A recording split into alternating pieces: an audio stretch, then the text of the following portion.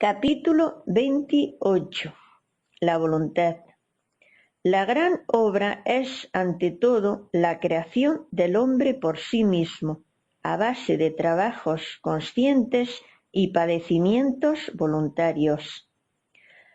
La gran obra es la conquista interior de sí mismos, de nuestra verdadera libertad en Dios. Necesitamos con urgencia máxima, inaplazable, desintegrar todos esos yoes que viven en nuestro interior, si es que en realidad queremos la emancipación perfecta de la voluntad. Nicolás Flamel y Raimundo Lulio, pobres ambos, liberaron su voluntad y realizaron innumerables prodigios psicológicos que asombran. Agripa no llegó nunca más que a la primera parte de la gran obra y murió penosamente luchando en la desintegración de sus yoes con el propósito de poseerse a sí mismo y fijar su independencia. La emancipación perfecta de la voluntad asegura al sabio el imperio absoluto sobre el fuego, el aire, el agua y la tierra. A muchos estudiantes de psicología contemporánea les parecerá exagerado lo que renglones arriba afirmamos en relación con el poder soberano de la voluntad emancipada. Sin embargo, la Biblia nos habla maravillas sobre Moisés. Según Filón, Moisés era un iniciado en la tierra de los faraones a orillas del Nilo, sacerdote de Osiris, primo del faraón, educado entre las columnas de Isis, la madre divina, y de Osiris, nuestro padre que está en secreto. Moisés era descendiente del patriarca Abraham, el gran mago caldeo y del muy respetable Isaac. Moisés, el hombre que liberó el poder eléctrico de la voluntad, posee el don de los prodigios.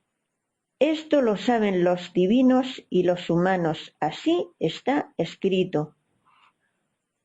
Todo lo que las sagradas escrituras dicen sobre ese caudillo hebreo es ciertamente extraordinario, portentoso.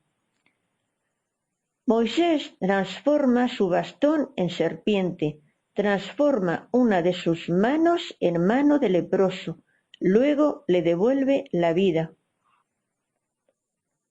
La prueba aquella del zarzal ardiente ha puesto en claro su poder.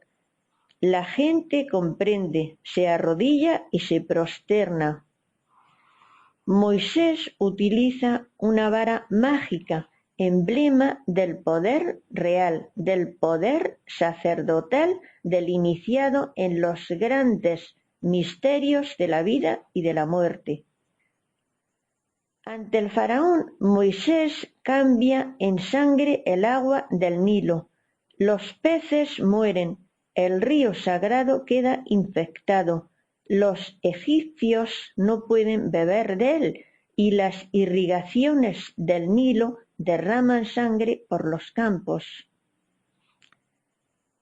Moisés hace más, logra que aparezcan millonadas de ranas desproporcionadas, gigantescas, monstruosas, que salen del río e invaden las casas. Luego, bajo su gesto indicador de una voluntad libre y soberana, aquellas ranas horribles desaparecen.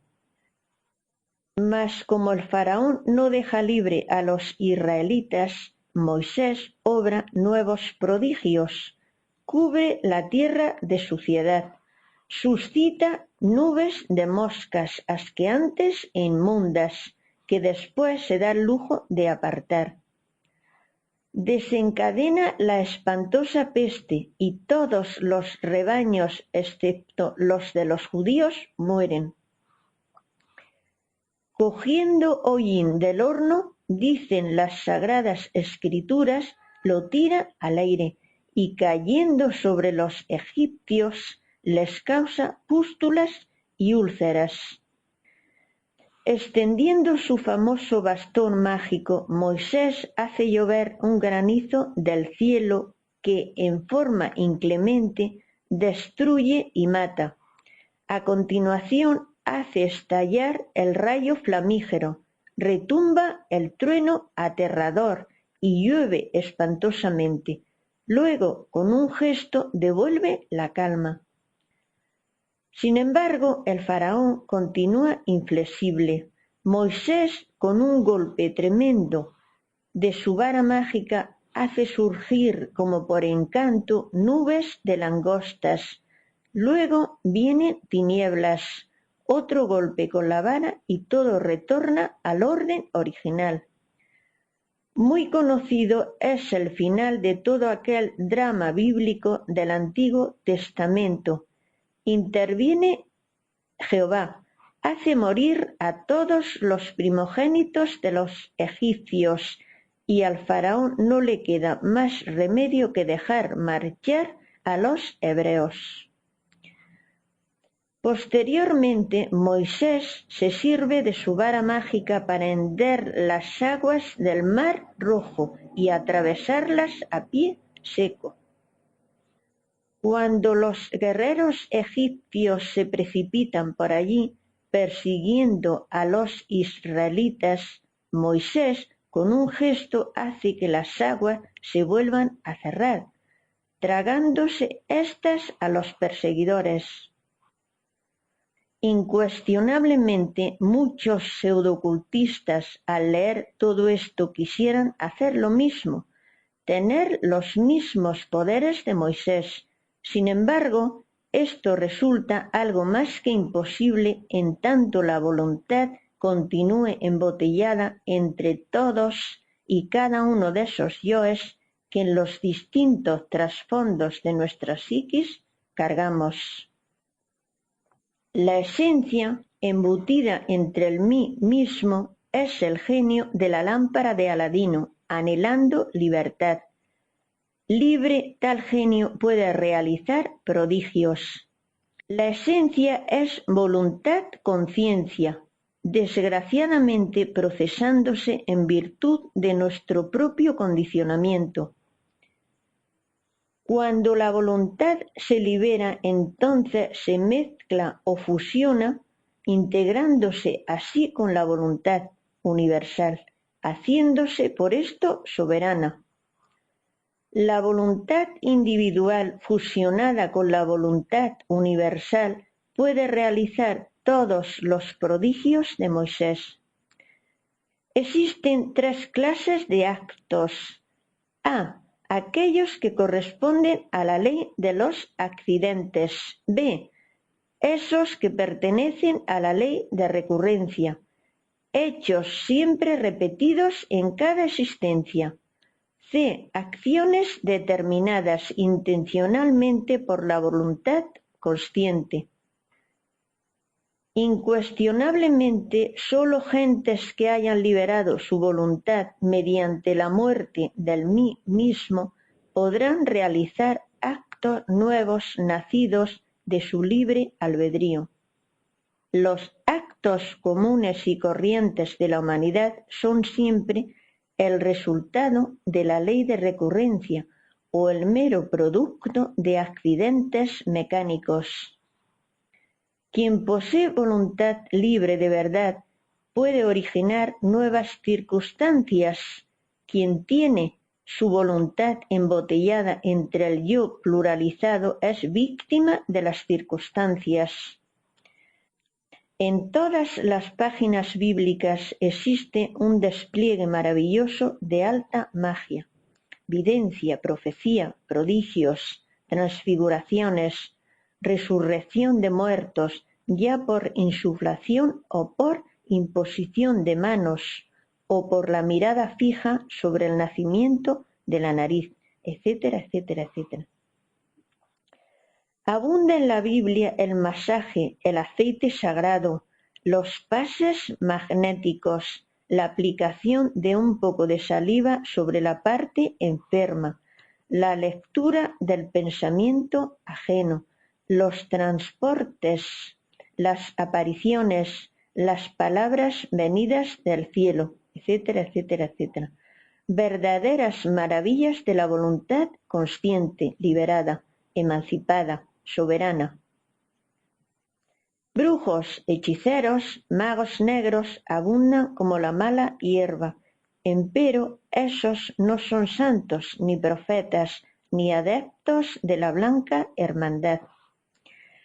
Nadie podría llegar a la iluminación real ni ejercer el sacerdocio absoluto de la voluntad consciente si previamente no hubiera muerto radicalmente en sí mismo, aquí y ahora.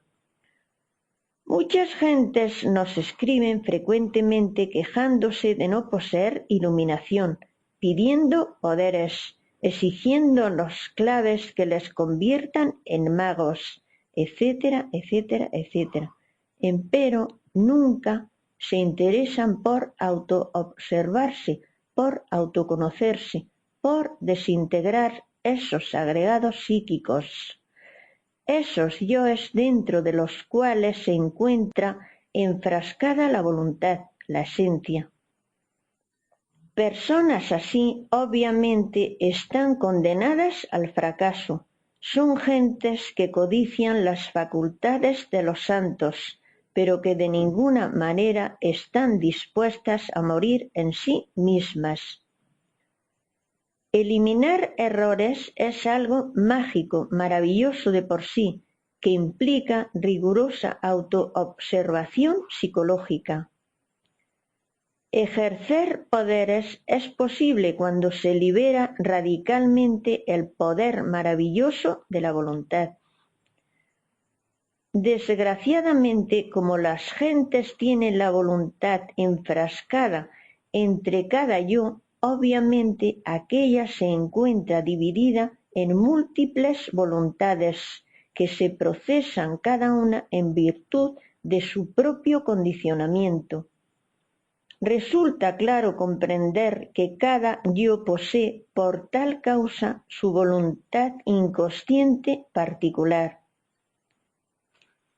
Las innumerables voluntades enfrascadas entre los yoes chocan entre sí frecuentemente, haciéndonos por tal motivo impotentes, débiles, miserables, víctimas de las circunstancias, incapaces.